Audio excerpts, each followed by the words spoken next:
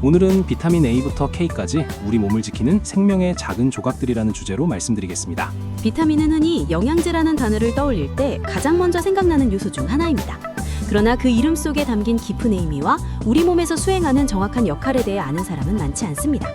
단순히 몸에 좋다는 이유만으로 섭취하는 것은 때로는 불필요하거나 심지어 부작용을 초래할 수도 있습니다. 오늘은 비타민 A부터 K까지 각자의 자리에서 우리 몸을 위해 묵묵히 일하는 소중한 비타민들을 조금 더 깊이 있게 살펴보겠습니다. 먼저 우리 몸을 밝히는 눈과 피부의 수호자들인 비타민 A, C, E에 대해 알아보겠습니다. 우리 몸의 최전선에서 외부 자극을 막고 생기 있는 모습을 유지하는 데 핵심적인 역할을 하는 비타민들이 있습니다. 그중 비타민 A는 눈 건강의 핵심으로 망막에서 빛을 감지하는 로놉신 생성에 필수적입니다. 이 덕분에 어두운 곳에서도 사물을 인지하게 돕고 야맹증 예방에 결정적인 역할을 합니다. 또한 피부와 점막을 건강하게 유지하여 외부 감염으로부터 우리 몸을 보호하며 세포의 정상적인 성장과 발달에도 깊이 관여합니다. 당근, 고구마, 간, 달걀 노른자 등에서 풍부하게 섭취할 수 있습니다. 비타민C는 강력한 항산화제로서 우리 몸의 세포 손상을 막아주는 역할을 합니다. 특히 피부 탄력과 상처 치유에 중요한 콜라겐 합성을 돕고 철분 흡수를 촉진하여 빈혈 예방에도 기여합니다.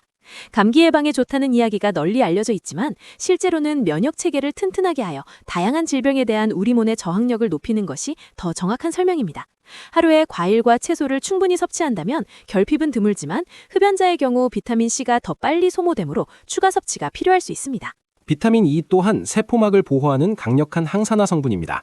주로 식물성 기름, 견과류, 시금치와 같은 녹색 채소에 들어있으며 혈관벽을 건강하게 지켜 혈액순환을 원활하게 돕습니다. 산화 스트레스로부터 세포를 보호하여 노화를 늦추는 데 이바지하며 피부 미용에서는 먹는 화장품이라고 불릴 만큼 주목받고 있습니다.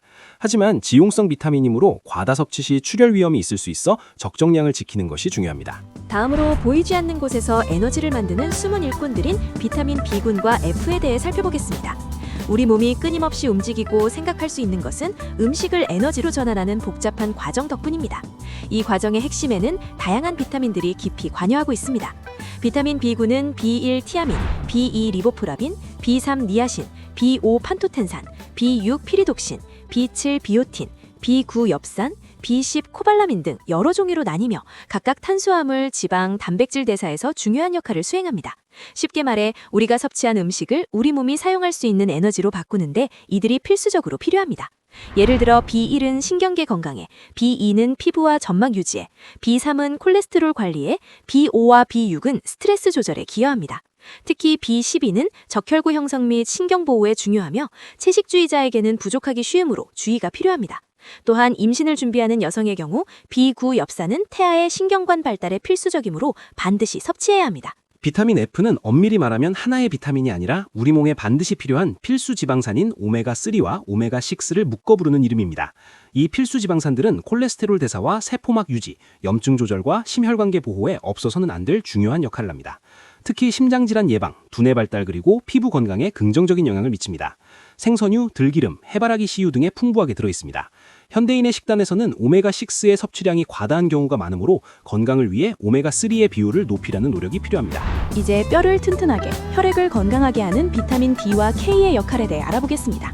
우리 몸의 단단한 지지대인 뼈와 생명의 강물인 혈액을 건강하게 유지하는 데 숨겨진 노력이 있습니다. 비타민 D는 피부가 햇빛을 받으면 자연스럽게 합성되며 연어, 고등어 같은 기름진 생선, 달걀, 강화우유 등에서도 섭취할 수 있습니다.